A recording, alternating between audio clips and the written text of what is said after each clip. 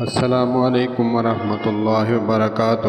حضرت عبداللہ بن مسعود رضی اللہ تعالیٰ عنہ سے مروی ہیں، انہوں نے کہا کہ رسول اللہ صلی اللہ علیہ وآلہ وسلم نے فرمایا، کیا میں تمہیں اس شخص کے بارے میں نہ بتاؤں جو آگ پر حرام ہو گیا یا آگ اس پر حرام ہو گئی؟ ہر قریب کرنے والے، نرم خو اور آسانی کرنے والے پر۔